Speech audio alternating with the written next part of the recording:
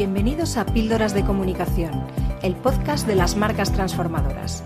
Soy Noelia Perlacia, DIRCOM de la agencia Avance Comunicación, y te voy a acompañar en este viaje por la comunicación corporativa para aportar visibilidad, notoriedad y confianza a las marcas.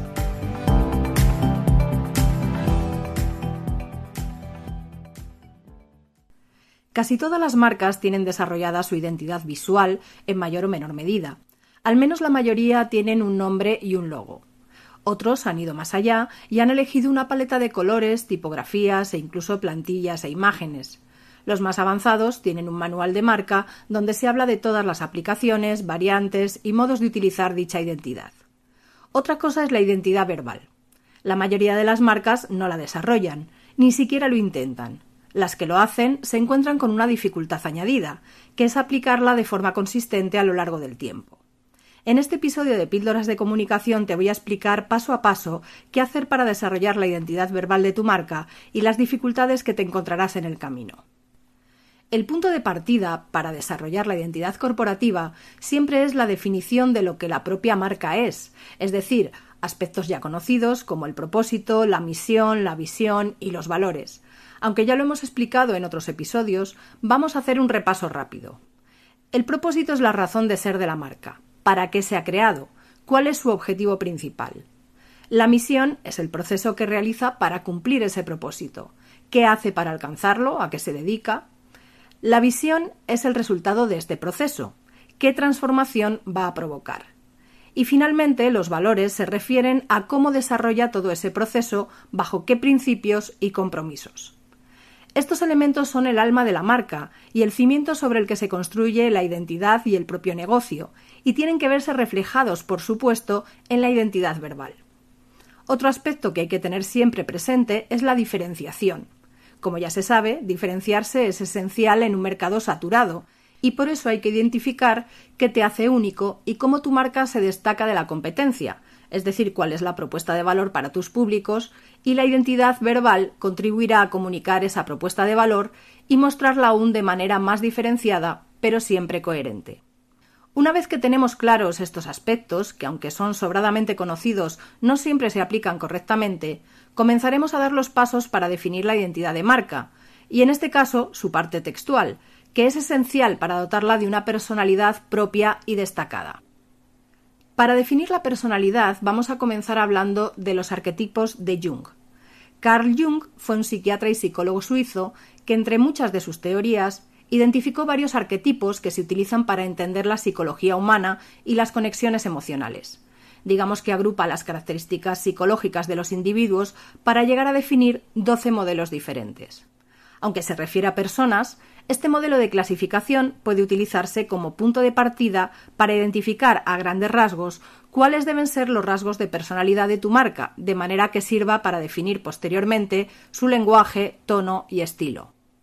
Este paso ayudará a conectar con la audiencia y a conseguir que se sienta atraída por tu marca y pueda relacionarse emocionalmente con ella. Por supuesto, para ello, tienes que tener bien identificados a tus públicos y bien definidas sus características, necesidades, dolores y anhelos para detectar un arquetipo que conecte la esencia de la marca con esos públicos. En Internet puedes encontrar mucha información sobre los arquetipos de Jung, que básicamente son los siguientes: el inocente, el amigo, el héroe, el cuidador, el explorador, el rebelde, el amante, el creador, el bufón, el sabio, el mago y el gobernante. La definición de la personalidad de la marca no tiene por qué ajustarse exactamente a uno de los arquetipos y puede ser necesario o incluso conveniente que sea una combinación de dos o más. Una vez definida esa personalidad a rasgos generales, hay que pasar a crear la voz de la marca. La voz de la marca se refiere al conjunto de características de la forma de hablar, es decir, a su lenguaje, a su tono y a su estilo. Debes ser consciente de la forma en que quieres que la marca se comunique y de cómo quieres que sea percibida. Es decir, debe utilizar un lenguaje técnico o coloquial, el tono es amigable, profesional o autoritario, cómo se adapta a diferentes públicos y canales. El tipo de lenguaje se refiere al modo en el que la marca utilizará las palabras, los signos, incluso los sonidos, si hubiese una identidad sonora, por ejemplo. De esta manera, el tipo de lenguaje podrá ser formal, coloquial o conversacional, técnico o incluso literario. El tono es la actitud que se utiliza al utilizar el lenguaje, es decir, que podrá adoptarse un tono profesional, humorístico, cercano, informativo, emocional, agresivo. Hay multitud de tonos que pueden ser adoptados y que dependerán de cómo quiere ser percibida la marca, qué fortalezas quiere destacar y también de cada situación, porque no es lo mismo, por ejemplo, el lenguaje utilizado en una nota de prensa que en un post de un blog. El estilo es el conjunto de normas para la ortografía, si hubiese algún aspecto específico para la marca, el uso de emojis, la utilización de lenguaje inclusivo, etc.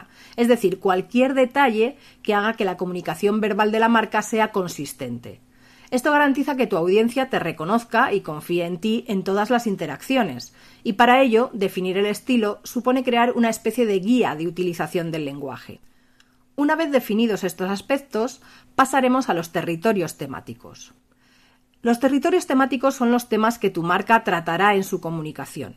Es necesario identificar estos temas de manera estratégica, eligiendo los que estén alineados con el propósito, visión, misión y valores. Y sobre todo elige aquellos temas que ayuden a posicionar la marca de forma clara y diferenciada. También es importante definir los temas que deben ser evitados, por ejemplo, cuestiones políticas o ideológicas.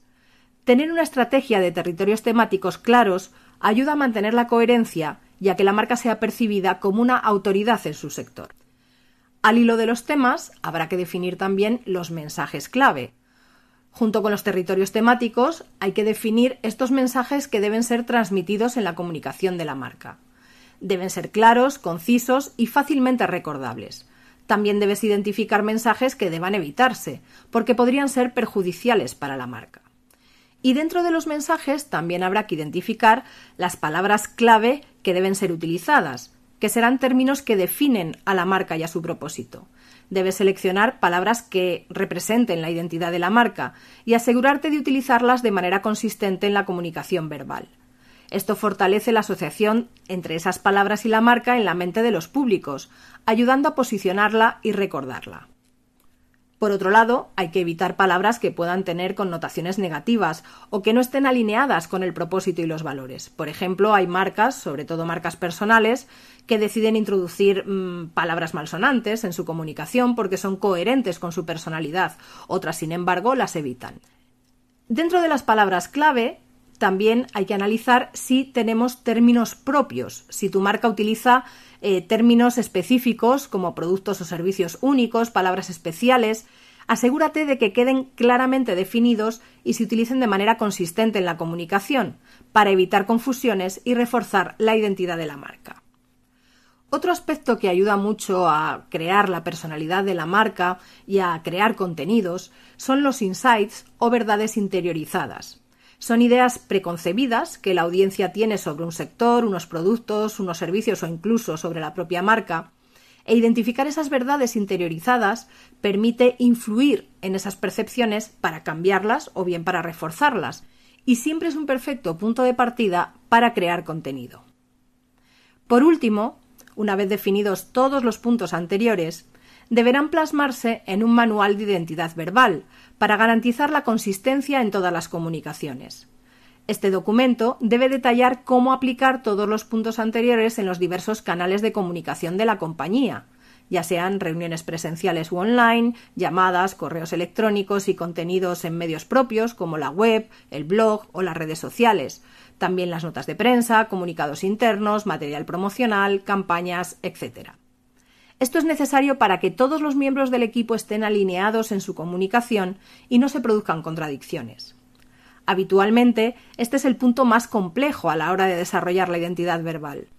En el caso de la identidad visual, insertar un logotipo manteniendo sus colores, la proporcionalidad, etc., es relativamente sencillo. Sin embargo, captar la esencia de la identidad verbal y aplicarla de forma consistente en todas las comunicaciones requiere un duro trabajo de supervisión y control que debe venir dado desde el Departamento de Comunicación, además de una labor constante de formación a todos los departamentos de la compañía, especialmente los que emiten cualquier tipo de comunicación hacia los diversos públicos. Esta es la principal razón por la cual muchas marcas no llegan a desarrollar su identidad verbal o lo hacen pero no la aplican en toda su dimensión. Terminamos este episodio de Píldoras de Comunicación esperando que te haya resultado interesante y útil. Te espero en el próximo Y si te ha gustado, suscríbete y comparte con aquellas personas a las que les pueda interesar. Saludos. Hasta aquí nuestro episodio de Píldoras de Comunicación.